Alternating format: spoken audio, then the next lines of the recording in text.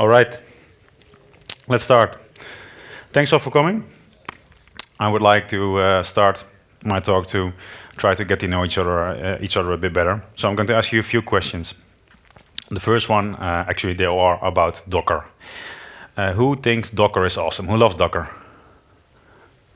All right, don't be shy. You all love Docker probably. Or maybe half of you. I love Docker myself. Who's using Docker? Well, for a client. Or Docker at work. So that's, I think, about one third of you. Who's using Docker in production? Right, that's like 3 of you. So that's kind of my point. Docker is awesome. I love Docker. But not many companies are using it in production as of now. I'm going to tell you a story about a Dutch company who is doing continuous delivery, who is doing DevOps, but without using containers. So my name is Bert Jan Schrijver. I'm a software craftsman at JPoint in the Netherlands. I'm currently working as a software architect for Malmberg in the Netherlands, which is an educational publisher. I'll tell more about it in a bit. And in my spare time, I'm also a Java user group leader for NLJUG, Dutch Java user group. Any NLJUG members in here? All right, awesome. So for the next hour, I'm going to start with a few definitions to get us all on the same page. I'll do a short introduction of the setting where the story takes place. I'll share the approach we took in transforming the organization to working and doing DevOps. I'll share 10 principles we're using for our DevOps approach and for software development in general. Of course, we had some challenges and we learned some stuff along the way. I'll give you some business benefits, or actually, when you get back home, how you can sell this story to your boss. And I'll end with looking ahead. But let's start off with a few definitions to get each other on the same page. First, continuous integration. A way of working where team members integrate their work frequently and their work is verified by an automated test suite. So I'd like to start a small investigation about the adoption of continuous integration. Who of you guys in here is doing continuous integration? Raise your hand. All right, so basically almost about everyone. Keep your hand up, please, for a while. So put your hand down if not every team member commits to your main line, so a master branch or trunk, at least once a day.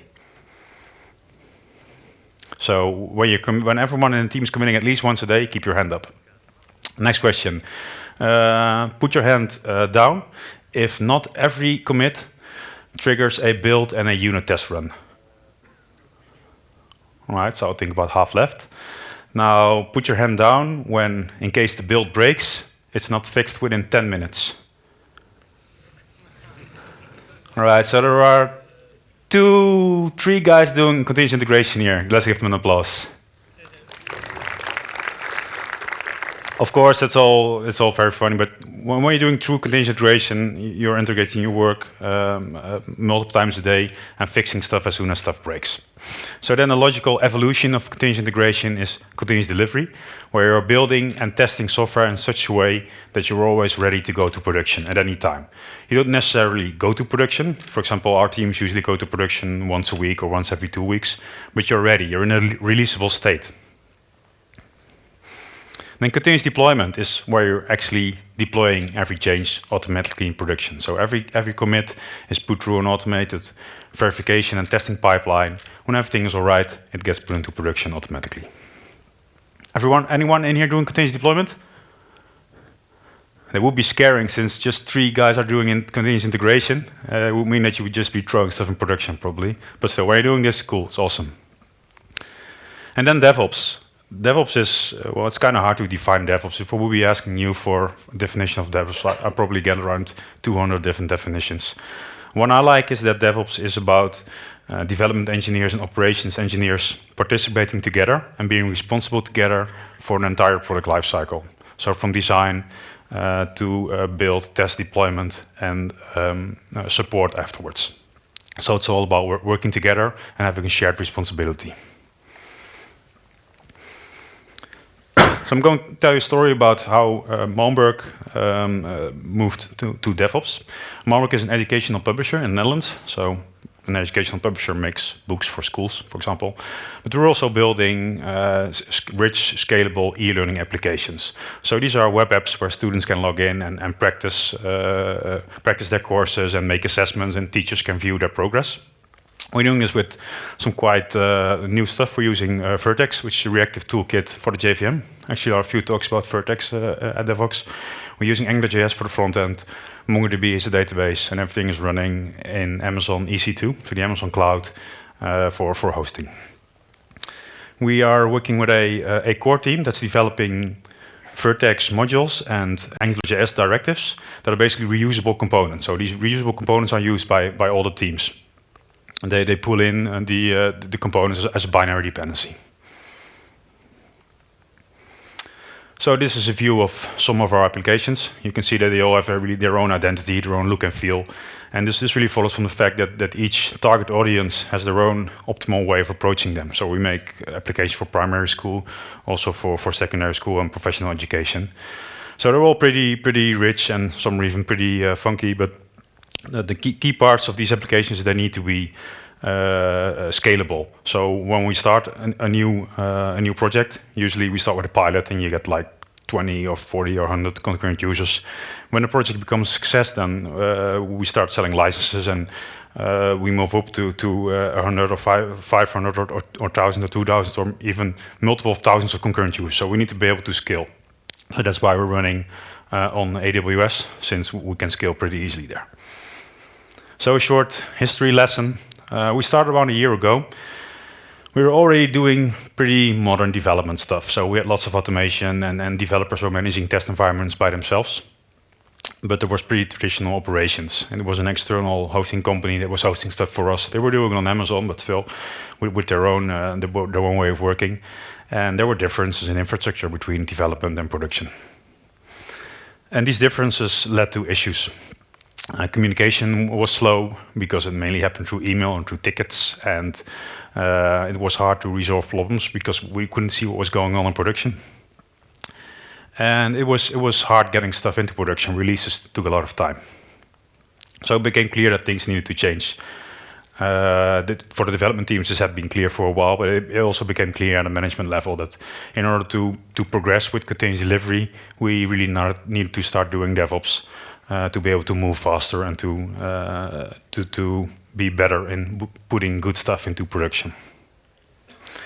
So we said, let's spend a few months and putting 10 teams to a halt. They won't be developing any new features, and we'll be completely rebuilding our entire automation and delivery infrastructure. Who thinks we did this? Nobody thinks it. Of course, you can't be doing this. You can't tell your business we won't stop. We will stop developing new features, because you need to keep a competitive edge and keep putting new stuff in production. So what did we do? We took 3 steps to transform our organization to DevOps. We started by forming an expert team, and this is a team with members from the group of developers, with members from the operations guys, who were actually the guys that were already hosting our stuff in production at an external hosting company. And we pulled in a few cloud experts, the guys that literally wrote the books on Amazon in the Netherlands. And we started with an open technical session, and everybody basically saw the same problems. And we had some discussions about, what technology and stuff to use, but we agreed on that pretty soon. But it was a key point that we had a shared discussion about the technology stack we wanted to use in the future. So then we started building a complete new setup. So we had all kind of stuff running, we had Jenkins and Nexus and Sonar, and this was all set up manually. So we started a trajectory to set up everything from the start. Without having influence on the existing stuff. So all the existing teams could keep running like they were doing, and we had some time to build the new stuff by ourselves and make it good and make it sustainable. And this allowed the teams to move to the new stuff at their own pace. There were a few teams that were already running in production, and they were fine. They wanted to move to the new stuff, but they didn't really have an urge to do so. They were fine running in production, and they just moved to the new stuff when everything was done. There were a few new projects that weren't in production yet, So they moved to the new stuff as soon as it was usable. So they had some trouble at the start, but it helped us on creating a platform that was really usable for the teams. And then we defined principles. We defined 10 principles that help us identify our approach, set goals, and give guidance in our process and transformation. And these principles are the core of my talk. There are 10, as I said. A few are about development, then there's a few about infrastructure and provisioning, and the last few ones are about people and process. And these principles help us to progress in continuous delivery and in DevOps. So let's start with the first one. We use Git as a version control system. And in Git, the main line of the code is called the master branch, basically like the trunk in SVN or in CVS, when you're happy enough to still work with CVS. And our principle is that the master branch should always be releasable to production at any time. So we develop all new stuff in feature branches. A feature branch is a short-lived branch, that's a branch of the master branch, which you use to build and test one feature. And once it's done, we merge this feature back to the master branch. But we don't merge it until it's done. And done means it has been built, automated tests have run, it has been deployed to an environment, the test suite has run to that environment, some manual testing has been performed, performance testing has been performed, and maybe even the regression test suite has been adapted. So once it's really done, we merge it back to our master branch. So we're using GitHub as a version control system, so we're heavily using the pull request flow there. And we have specific test environments to deploy these feature branches to.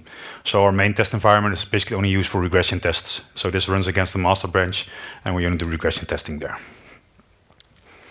So we do a lot of testing. You need to do a lot of testing when you want to move fast. You need to do a lot of automated testing because manual testing slows you down. So of course we do unit testing, we do integration testing. For our Java code and our JavaScript code, we do some mutation testing. Who's ever heard of mutation testing? Right, quite a lot of you. So mutation testing is a way of performing small bytecode changes in your production code without actually putting it into production, with the vision that every time you make such a change, a test should fail. If a test doesn't fail after changing your code, then there wasn't enough coverage on that part. We do end-to-end testing using Fitness and BrowserStack, which is a cloud service for basically a WebDriver cloud service, delivers browsers, basically same thing like Sauce Labs. We do automated performance tests using Gatling, which is an excellent tool. So usually every morning and every night the performance tests run against a test environment. We're experimenting with some layout testing using Galen framework, which is a tool for responsive layout testing. And we use Sonar for code quality and coverage reporting. So that's a lot. It takes us a lot of time to set it all up and to keep it up to date, but it also provides us with a lot of confidence that the changes we're providing are actually good. So we need something to keep this all running and chain everything together. And we're using Jenkins for this. So Jenkins is, from the start, it's a continuous integration server or job scheduling server, but we're using it as much more. So basically every step in our delivery process is a Jenkins job. So this can be builds or tests or deployments or performance tests or QA. Everything is a Jenkins job, being either well, it's a Maven step in Jenkins, or it's a Jenkins plugin, or even a shell script, or you have some Python scripts. As long as it's a Jenkins job, it's all right. This allows us to easily create pipelines. So most pipelines start with a push trigger from GitHub. So someone pushes something, it calls a trigger in Jenkins, and Jenkins knows that some code has changed, checks it out, starts building, and from there on, we continue in the process. So right now, deployments to test environments are automated steps. So as soon as someone pushes a change, test environment gets updated. The staging and production environment deployments are manual steps. We could easily chain them together, but we don't have enough confidence in all automated tests, or actually, I could say that our business doesn't have enough confidence in all automated tests so that we can automatically put every change in production. And from a business point of view, we don't need to put everything into production automatically. So first, Jenkins is a production environment. 10 teams are using Jenkins, and this can mean that 5 or 10 or 20 jobs can be running in parallel. So we're using a plugin for Jenkins that lets us automatically scale Jenkins, so scale the build executor. So this is a plugin that spins up Jenkins slaves at Amazon. So as soon as there's a job to do, it spins up a slave, it runs the job, and when the slave is idle for 30 minutes, it gets scaled again. So on the Jenkins master node, we only run lightweight jobs that need to be run fast, such as deployments, and all the heavy lifting, like builds, is run on slaves. And usually in the morning, when you get in early, there are no slaves running. Halfway through the morning, there are 3 or 4 slaves running. During lunch, all the slaves are gone. In the afternoon, a few fire up again, and at night, they're gone. So it's also a cheap way of getting enough process power for a build server. So when we deploy stuff to production, we try to only move forward. So never roll back a previous release. And from a business point of view, this is fairly logical. Say you're deploying a new release with like 6 new features. After deploying it, you notice that one feature is bad. There's a problem in there. If you would be rolling back that release, you'd be rolling back 5 good features. And from a business point of view, that's just plain stupid. There are 5 good features in production. End users can use them already. Why would you roll them back? So instead, we try to be as fast as possible in fixing that one feature that isn't good, where there's a problem, and then roll out the new release afterwards where the problem is fixed. And we can do this in, well, say, turnaround time of around an hour. So we see the issue, and we start fixing it. We deploy it to a test environment, we test it, and we roll it out to production. And this is taking around an hour because there's manual testing involved. So the automated part, I think we could get around in like 15 minutes, but there's testing involved. Any questions so far? All right, let's move on to the infrastructure stuff. We are enforcing a strict hands-off policy for our servers. This means that no logging into servers should be necessary. There are companies that are even taking this further. When someone is logging into a server, their hands literally get cut off. Well, not literally, but you're in trouble when you're logging into a server because then there's manual fixing involved, and there should never be manual fixing involved. So we're using Puppet to provision all our servers. Who here is familiar with Puppet? So that's about half of you. So Puppet is basically a tool where you can script the configuration of your servers. So you have Puppet modules for all kinds of infrastructure components. And Puppet makes sure that every server for a project is provisioned in exactly the same way. So we are provisioning our build environments like Nexus and Jenkins with Puppet. So when a machine boots, Puppet makes sure that Jenkins is installed and that the configuration is set correctly. And these are basically disposable servers. So when we want to perform an upgrade or fix the server, we just throw it away, and then it automatically gets rebuilt. There is one catch. You might have data on there that you don't want to be thrown away. For example, everything in your Nexus repository. So we're using persistent volumes for this. So every server that needs to keep stuff like Jenkins, Nexus, or databases, these servers mount a persistent volume when they boot. So all the operational stuff like the Jenkins war and the Jenkins config is put on there at boot time, and then the persistent volume is mounted so that you can keep the data between different rebuilds of the server. So our application servers are getting built in 3 steps. The starting point is an AMI, which is an Amazon image. Basically, it's a virtual image of a server, and all the basic servers on there. So there's Linux is on there, there's Java on there, the Puppet client is on there. And when this machine boots, it gets fed some initialization data from Amazon, which sets its role in its environment. For example, this is a Project X test environment application. And by using this bootstrapping data, the Puppet run starts, and Puppet knows how to configure the machine. So when it's an application server, it pulls on Vertex. Maybe it installs some private keys needed to communicate with their external systems. The deployment tooling is installed. Then the machine is done. Then it's basically a generic environment for this project. And then the third step is deployment. So when the machine is done, it calls home to Jenkins, tells Jenkins, "Hi, my friend, I'm this and this node for this project. This is my IP. Please deploy to me whatever you should deploy to me." And then Jenkins knows which version of which application to deploy. So Jenkins knows this because when we perform a manual deployment to an environment, it saves the release version we deploy to that environment. So whenever a new node is built up, it uses that same release version to deploy it. So that way, when we're scaling, for example, in production, the same version gets put on there that was previously on there. So for database, it's a little more tricky. We're using MongoDB, and we're using MongoDB in cluster mode. So we have a primary node and a replica set of 2 secondary nodes. Whenever the primary node fails, one of the secondary nodes can take over. So this cluster auto-configures itself using Route 53, which is the DNS system of Amazon. So whenever a server boots, it knows what its cluster name is. For example, Project X test. And then it goes to Amazon and sees, is there already a node running for Project X test? If not, then I'm a new cluster and I need to become the master.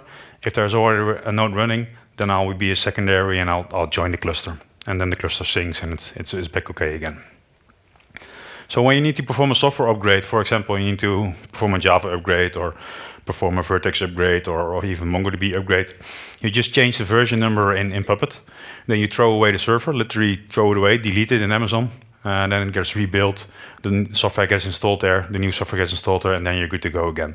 So this really enforces that you have the same thing running on each environment of your project, and that you can easily perform upgrades and easily fix stuff. So when there's a disk full, we just throw the machine away, it gets rebuilt, and then it's good again. So there are some things, some questions you might have now. So like, how are these machines being booted up automatically, and how does the scaling stuff work? Well, it's a good thing that that's on my next slide. So what we do is we put everything in auto-scaling groups. Auto-scaling groups are a concept in Amazon Web Services, which provide a decorative way of handling servers. So traditionally, when you would install a server, you would order a server and then it gets delivered. You would screw it into a rack and then log into there through SSH and start configuring it. That's like a few years ago, or maybe even reality for some of you. When you're using cloud service, you typically open up your web browser, you pull out the company credit card, you click, I want this server of this type, and then the server launches, and then you start logging into it using SSH. When you're using autoscaler group, you're not clicking and starting up servers by yourself anymore. You say, for project X production application, I want you to make sure, my friend Amazon, that there are always 4 servers running of this type. And Amazon starts enforcing this. So when there are 4 servers running, you throw away one. It sees that there are now 3 running. Well, there should be 4, so it launches a new one. And this really forces you to make all your environments auto-configurable and recyclable, which is a good thing. So you can throw them away when something is wrong. And it really provides you with a lot of resilience for failure and for problems. For example, imagine you're running a Nexus repository where all the artifacts for all your projects are in. 10 teams at your location are using this, and even a few more teams in other countries. And imagine throwing away this server. So basically your whole life as a company in terms of releases are on there, you throw it away. Who will be able to laugh about this? Yeah, so two there could be laughing about this. I hope you're doing the same as we do. So this happened actually, and the guy who actually threw it away was kind of, well, let's say, shook up by this at first. But then he thought, oh well, it's not a problem at all because I threw it away. All the data is on a persistent volume. The autoscaling group will see that there's an instance missing. It will start rebuilding it again and will be up again in 5 minutes. So I just said, oh sorry guys, I've deleted Nexus. My bad. He walked away, grabbed some coffee, and by the time he was back, he was up and running again. Amazon also repairs stuff for you. So we had, like a few days ago, we came in the morning and we're looking at our dashboards and saw that, hey, there was an unhealthy node in a production MongoDB cluster just yesterday. What happened? It's healthy now again. So we started looking into this. And it turned out that one of the instances had a hardware failure. Amazon detected this, threw away the instance, booted up a new one, it auto-configured, joined the cluster again. So, you know, you can stay asleep when stuff breaks at night. You can also do scheduling. Scheduling basically is scheduled changing of the numbers in the autoscaling groups. So what we do for test environments is we run 2 application nodes from 7 a.m. to 11 p.m. and we run 0 application nodes from 11 p.m. to 7 a.m. So each morning, all test environments launch, they get auto-configured, and you can use them in 5 minutes later, and every night we throw them away. So this has 2 benefits. First, cost, save you 1/3 of the running costs. And secondly, every morning you're testing the recreation of your servers again. So you also know that creating a new server works. If it doesn't work, your test environment doesn't work in the morning, and you'll notice. And last but not least, you can do automated scaling. So you can set policies in Amazon, for example, on CPU usage. You can say when the average CPU usage of all the nodes in this auto-scaling group is above 30% for 5 minutes, add 2 nodes. And when it's below 15% for 10 minutes, remove 2 nodes again. And Amazon will automatically start scaling up and scaling down your infrastructure. So there's a challenge here. When you want to do a deployment to an environment, basically you have no idea how many nodes there will be running and what their IP addresses are. So where to reach them. So we interface a lot with the Amazon API for this. When we want to do a deployment to an environment, we call the Amazon API. We say, well, for this auto-scaling group, give me a list of the nodes that are currently in here and their IP addresses, and then we deploy all those nodes. So you don't know in advance how many nodes are running, where you can reach them, but you can ask Amazon. So when we deploy to production, we try to do this without impact on our users. Our users are students, and students are typically using Facebook and Instagram and Google all the time. And these services are usually never down. Well, Facebook sometimes is, but the others are usually just running. So we really can't explain maintenance windows anymore to our end users. So in order to always be online, all environments are load balanced or clustered. So production environments are application-wise running on at least 2 nodes. So when we upgrade one node, the load balancer notices it. There's a health check in there. All the traffic gets routed to the other node. When one node is done, we deploy to the other node. And databases are clustered. So when a primary node fails, there's an automatic failover in, well, half a second or so to the new primary. So when we perform deployments, as I said before, we use the Amazon API to determine how many nodes are running. And then we deploy node per node. So when you're running with 4 nodes, there's just a temporary phase where you're running with 3 nodes because one is being deployed. Our deployment tooling can also keep the capacity that's currently there. So when this flag is on, it will add a new node first. So you have 5 nodes running and then deploy node by node. So over the deployment time, you still be running with at least 4 nodes. So we start deploying to the first node. We put it into standby mode, which basically tells Amazon don't route traffic to this node anymore. Deploy it. When it's deployed, we wait until the node is in service again at the load balancer. So the load balancer calls a status check every 3 seconds. We wait until this status check is green again. And not until then, we continue with the second node. So whenever there's a problem in deployment, we messed up configuration file, or there's something missing, or service isn't starting correctly, we will notice after the first node. And there will still be, the rest of the nodes in the cluster will still be running. We are, well, in terms of hip stuff and the buzzword bingo, we are kind of doing microservices. Vertex is a reactive platform, but it's also you can see it as a microservice platform. Each application typically consists of 2 or 3 project-specific services. So there's 2 or 3 JVMs running Vertex modules, and then there are like 6 or 8 generic services, which the projects just pull in as a binary dependency. And when we do a deployment, our deployment tooling checks which versions have been changed, and only deploys the changed versions. So typically the project-specific modules get changed more often than the generic modules. So when you only have an update to the project-specific modules, it will only deploy those. So it speeds up your deployment time. So database-wise, we are kind of taking the easy route. We're using MongoDB, so it's schema-less, so we don't have to perform updates to the schema. But we are doing some mapping from JSON in MongoDB to Java POJOs for easy access in our Java code. And this mapping can break when we change something in a database and we don't change the Java objects. So we try to make all the database changes we do backwards compatible, so we don't have any schema issues. if there are some major changes we need to perform, we try to be pragmatic at this and just do it at night or on the weekend and take the system down, but take it down as short as possible. There are other patterns for this, but our systems are typically used from 8 to 5 during the day. In the weekend, maybe some students are making homework, but we try not to be too hard on ourselves for this. So this brings me to another question. Who in here can replace the complete hardware and software of the application environment and database in production during the day?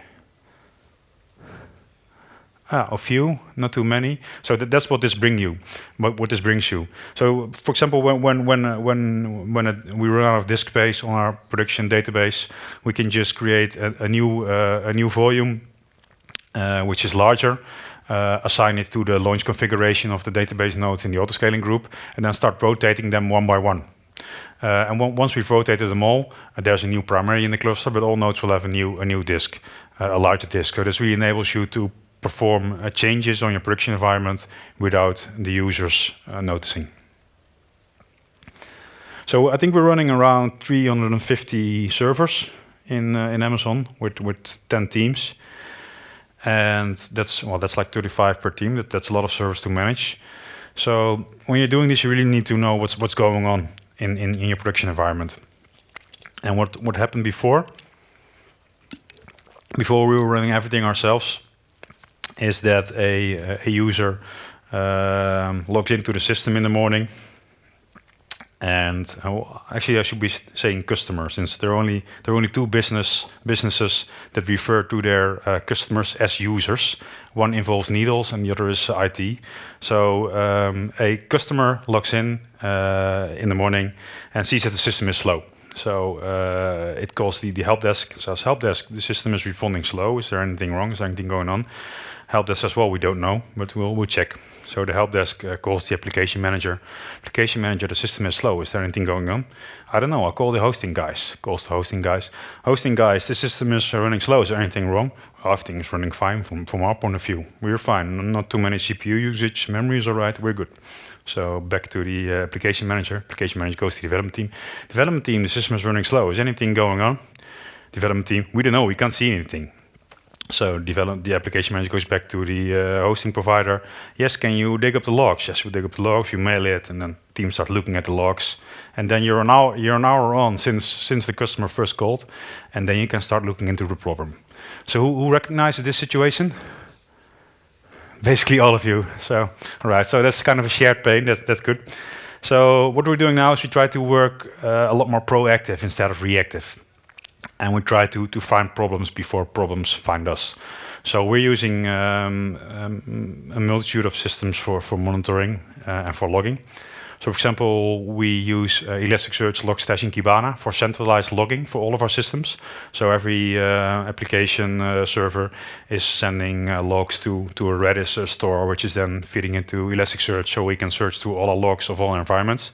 And this is useful, but it's also very necessary, because when you're running on 4 or 8 servers and a user gets an exception in production, you don't need where to look. You don't know where to look. It could be in any of those 8 servers. So when it's all centralized, it really eases on looking and investigating problems. So all developers have access to every environment, including production environment. And when you're saying this, usually the operations guys start looking at you like you're crazy, man. Get out of the room. Why are you doing this? We're doing this for a simple reason. When you don't have access to an environment, when you don't have, when you can't change things on an environment, you can never fix stuff.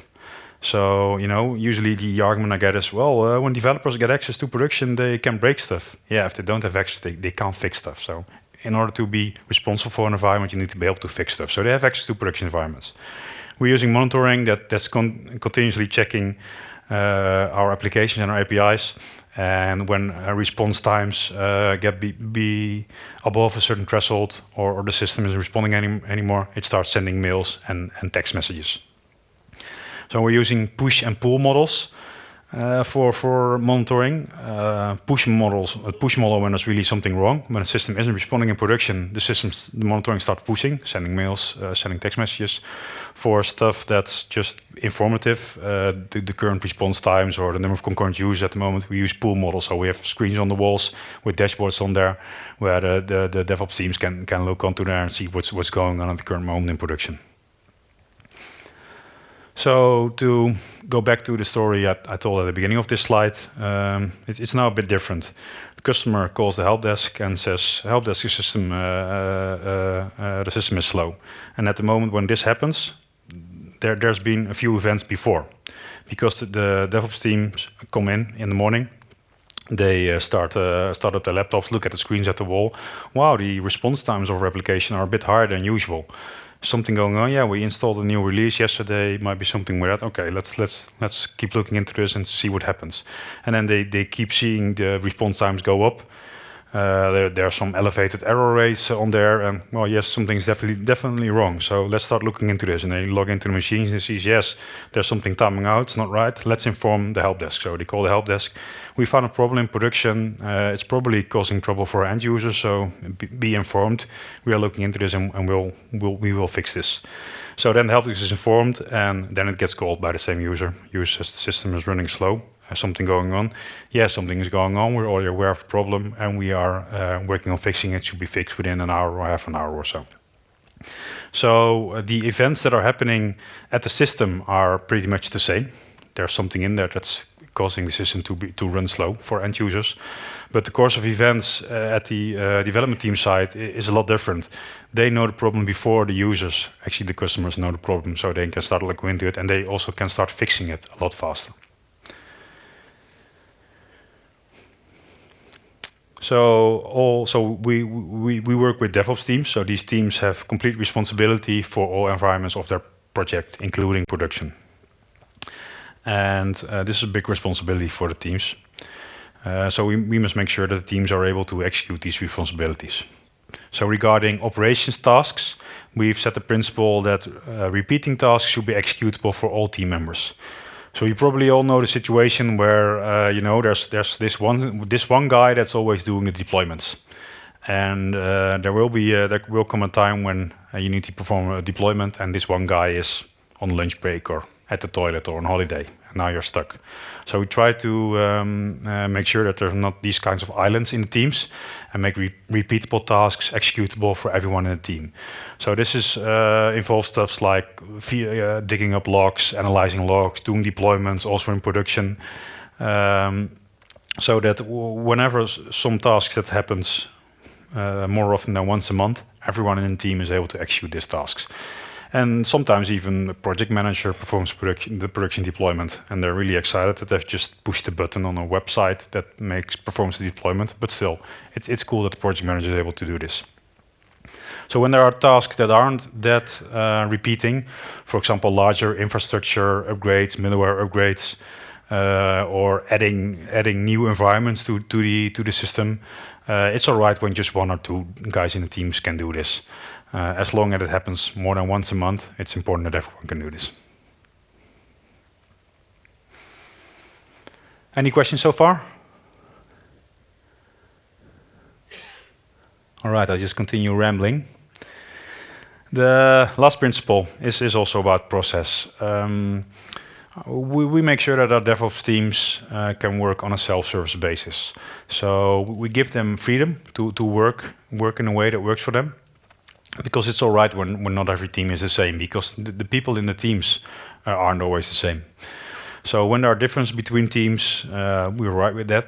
We're not all right when a team is dependent on external help to execute their responsibilities. So we've had some discussions with the teams when we were just doing this, and we were still kind of thinking traditionally like, we need to restrain the rights on the production environment as much as possible. So we're not giving the developers access rights to production, but only the ops guys. But the ops guys are only there for like 2 days a week. And then one of the guys came to me and said, "Well, I can't do this. I can't take responsibility for an environment I'm not able to fix." So when you want to be responsible for an environment that's running in production and serving web page to end users, you need to make sure that you're able to fix stuff. So every team must be able to do everything they need to do to carry this responsibility. And these differences are mainly in how tasks are divided over teams. So there are teams where the ops specialist is always performing the deployments because that's how the team likes to work. There are teams where the testers are doing deployments. There are teams where developers are doing deployments. There are teams where there's just rotating between the team. We're right with these differences. So we've been doing this for, I think, around a year now, and there were some challenges along the way that I'm happy to share with you. So first, Amazon, even being the largest cloud provider in the world, it still has limit. And when you automate everything and use the Amazon API to fetch all kinds of details about your systems, there are chances you are going to hit limits. So there are different limits on multiple levels. For example, there are a lot of soft limits on the number of instances you can launch or number of load balancers. These can all be increased fairly easy. They're just to protect you from human errors. So, for example, the standard instance limit you can run in your account is like 100 instances. So when you're configuring an auto-scaling group for the first time and you add a few zeros too many to the number of instances you want to run, it keeps you from launching, say, 10,000 instances instead of 10, because that would cost you a few bucks. So these are soft limits, you can raise them. They usually are raised within a few hours or so when you apply for a raise. The limit on the Amazon API is a hard limit. So we were rolling on fine, and then we were adding new teams to our stuff, and stuff started to fail. Jenkins couldn't launch any new slaves anymore. So we started looking at the error, and we had a request limit exceeded exception from Amazon. And it turns out Amazon was refusing our calls to the Amazon API because there's kind of a rate limit or throttling mechanism on there. So it turned out we were sending a few thousand calls to the API per minute, which is quite a lot when you're just running like 300 servers. So we needed to fix this and make sure that we weren't too greedy on calling the Amazon API. We hadn't seen the problem before because we didn't run on large enough scale. Secondly, resistance. When you are trying to change an organization and change people, you will hit resistance. Well, when there's a full room and I'll be asking you guys, who wants change? Everybody will be shouting, yes, I want change. I'll be asking you almost the same question, who wants to change? Nobody wants to change. So when you're changing stuff, and really when you're performing cultural change, you will hit resistance always. I thought when we just started out doing this, well, we're doing DevOps and all kinds of automated provisioning stuff, and that's hard, and how does Puppet work, we don't know, but every developer will be very enthusiastic, and everyone will want to do this. Turned out it was the other way around. All the tech stuff was fairly easy. And getting people to work in a different way and getting them to be able to take responsibility for production environments and really dive into infrastructure and stuff, that was the hard part. So communication is really, really, really, really important. When you're transforming an organization, you really need to be sure that everybody understands where you're going, why you are going there, when are these things happening, what will be the impact to the teams. So this involves talking and explaining and talking and explaining, and sometimes arguing and then talking and explaining anymore, and really make sure that the teams understand why you're doing stuff and what's in it for them and how will they benefit from the changes you're doing. So we're using Puppet extensively to provision all our environments. And from a Puppet point of view, every environment is a production environment. So when you change one thing in Puppet, for example, the version number of Java you're running, Puppet will happily roll out that version to all your servers in your entire network for you, including production. So this isn't always desirable. So there are some challenges we're facing here. Usually we're just working with this in a pragmatic way. So we're using if statements based on environment name in our Puppet scripts, for example. So if test, use Java 9. If production, use Java 8, for example. There are other ways, and we're still trying to figure out what works the best for us. You should not depend on the availability of operations experts in the teams. So we started out with a simple thought. We have development teams, and development teams have an external operations company. Let's get the ops experts in add one ops expert to each development team, and now we're doing DevOps magically. But there wasn't enough money to assign an ops guy full-time to each team. So the ops guys were assigned to the teams for like 2 days a week. So now we're doing DevOps for 2 days a week. And 3 days a week, the team had no idea what to do. So this obviously didn't work. Instead of doing this, we really need to make sure that the team and all the developers in the teams could perform all the repeating stuff also, not only the ops guy. So now we're a bit further down the road, and we're trying to move to a situation where for all these operational stuff that's going on, everyone in the team can execute these tasks. And the ops expert in the team can focus on improving operational stuff like monitoring, logging, dashboards, and do the non-repeating stuff. But still, we're actually still in the process of, educating the developers in such a way that they are able to execute all these tasks. And then finally, DevOps is about getting devs and ops closer together. And it's important to know that this goes 2 ways. The ops get closer to the dev side, so the devs are happy. They don't need to send an email anymore to the operations guys. They can just sit on a desk together and talk to each other. But developers also need to move closer to the operations side. And not everyone is comfortable and happy with managing infrastructure and cloud services and Linux stuff. I've had a conversation with a developer who said, no, I'm perfectly happy with, just developing stuff on my machine and then pushing it to version control and then let the build server and the ops guys handle it from there. I wasn't too happy with this conversation, and I explained that there's only one environment that really matters. That's your production environment, and the rest is all just sugar to get a good production environment. So what we're saying is, you build it, you run it. When you build stuff, you also need to make sure that it's running correctly in production.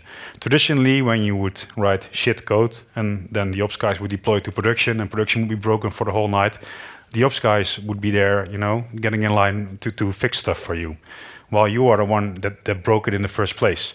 So when you're responsible that production is running your code correctly, you also will refrain from writing shit code, because you will get paged or called when stuff breaks at night. So I read a statement once, it's not DevOps until the devs have pagers. Well, I kind of agree with this. For us, it's not really that way, because we don't really need to make sure that the system is running in the middle of the night, because the schools use it during the daytime, the students use it at the beginning of the night for homework, but we don't really have a 24/7 need in being able to service end users, but we do aim for this. So right now we're running somewhat like 10 projects on this stack, all in production. There's the 10 teams that are managing stuff themselves, running stuff themselves, and we have one core team, which you could also call a platform team, that's working on all the generic stuff. So this team is responsible for Jenkins, for Nexus, for Sonar, stuff like that, and also for rolling out new versions to the teams. So, are there business benefits of doing this cool technical stuff? Yes, there are. There are quite a few, actually. So remember this slide to help you, try to move to the situation when you like this concept. So first, availability. When you're doing auto-scaling and proactive monitoring, you're pretty much always there. So your system is always there, you're always online. This really boosts availability. Continuity. When you're provisioning everything in an automated manner, you're never dependent on knowledge of that one guy that installed this production environment 3 years ago and doesn't work anymore or doesn't know what he actually did. So when you're provisioning everything automatically, you can rebuild an environment in minutes. You're more agile. Because you automate a lot, you get shorter release cycles and a faster time to market. Fast time to market always works on a business point of view, so keep this in mind. Cost reduction, also a good one. You're cheaper. You have a lower operations cost because you can do scheduling and scaling. So instead of always running with the maximum amount of hardware you need to run a peak amount of concurrent users, you can just run with the minimal amount of hardware you need, or maybe half the amount of hardware you need, and then scale accordingly.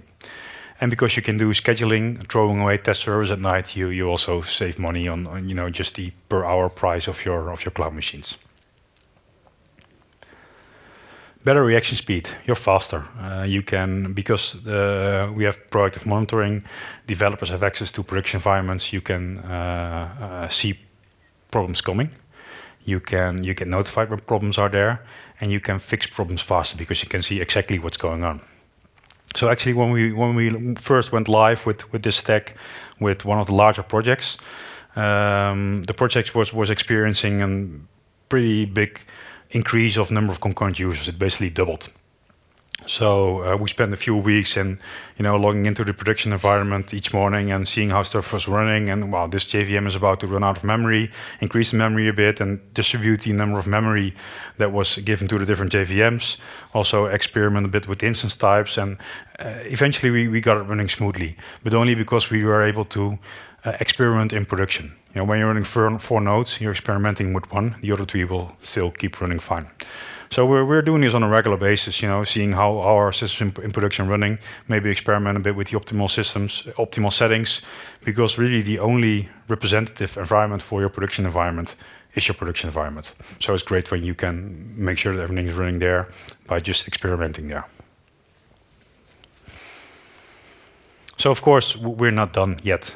You're never done, but there's still some things we would like to address in the next few months. Monitoring and dashboards. We have some monitoring, we have some dashboards. We want to get better at this. Actually, we want to get the teams the information they want, and this is different information for a different target audience. So the development teams want to see stuff like the CPU usage on the application server, memory usage on the database, number of concurrent users, while the business wants to see stuff like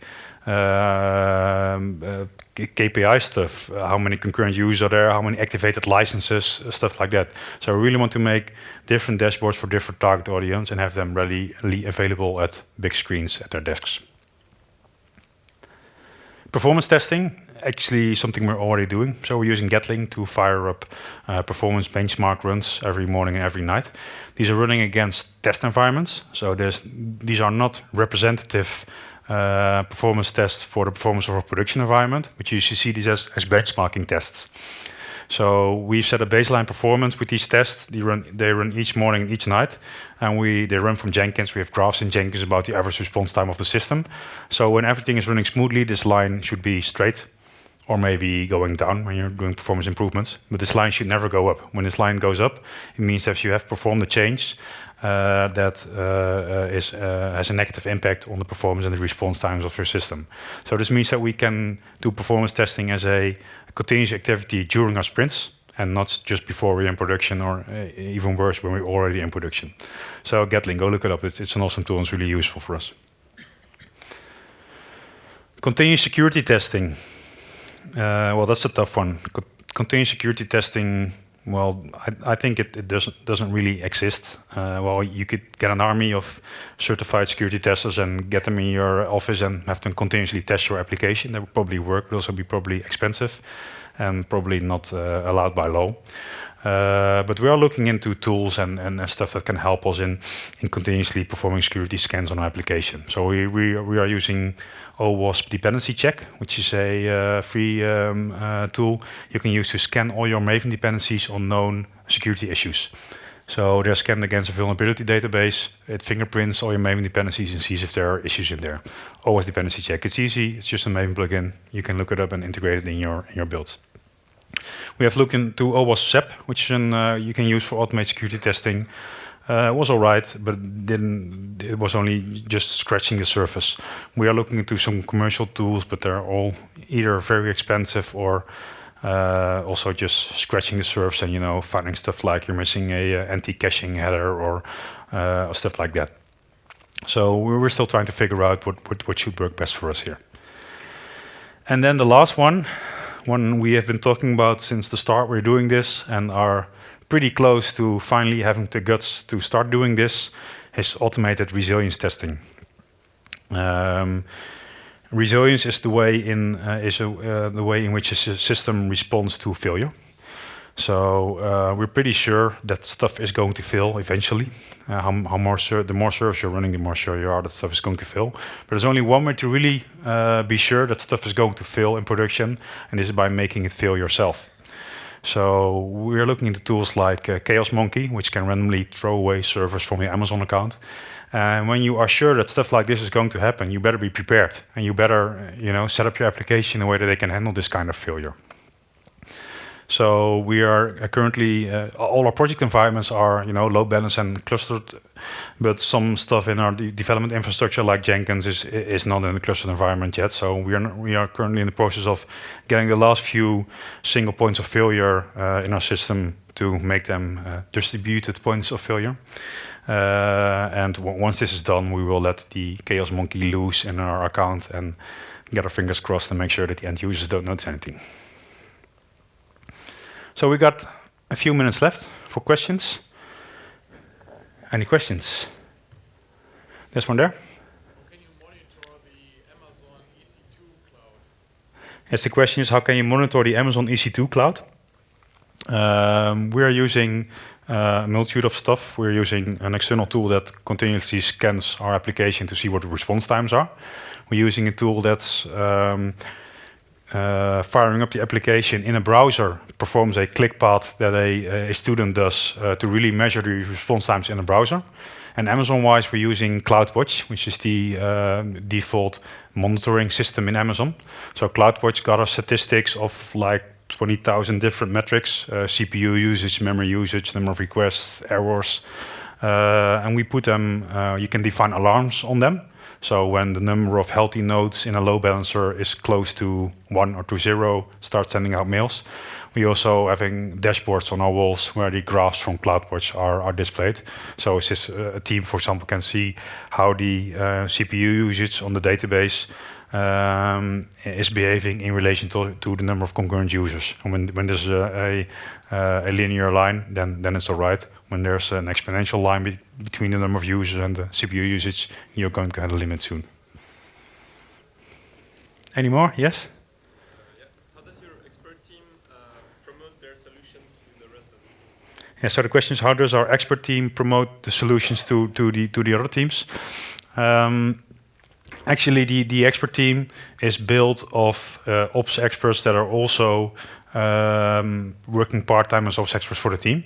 So the core team makes a new solution, and then the ops guys move past all the teams and explains them what the advantage of the solutions are, and then helps the team rolling out the new solution. We also have a bi-weekly meeting with all the tech leads and the platform team, where we explain what we're working on and what new stuff will be done in the next few weeks, for example. Yes? If in future you would like to move from Amazon to other cloud provider, how much rework will it require?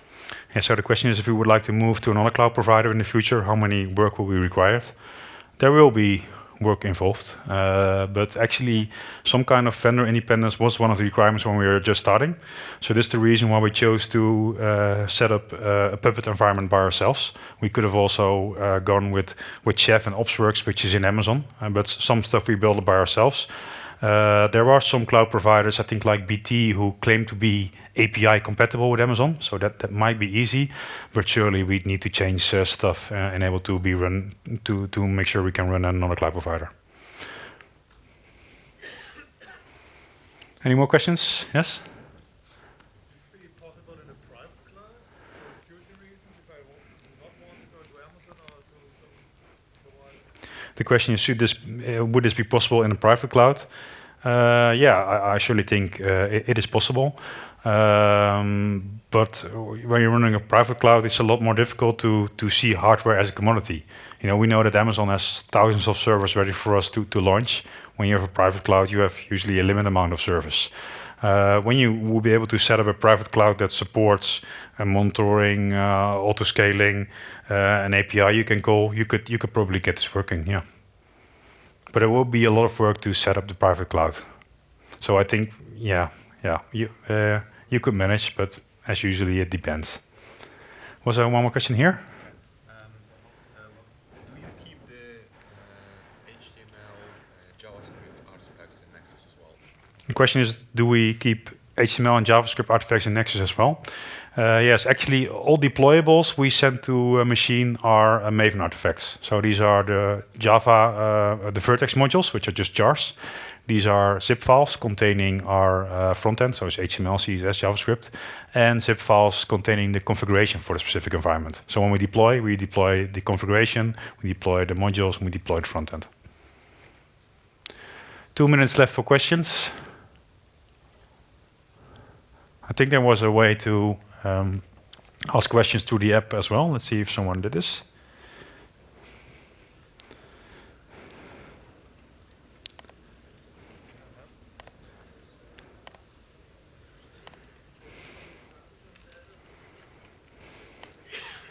This isn't visible, right? No. Let's move it.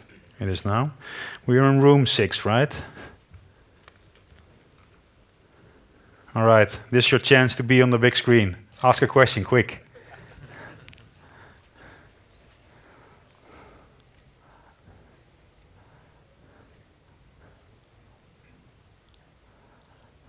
Just send something. I want to know if this works.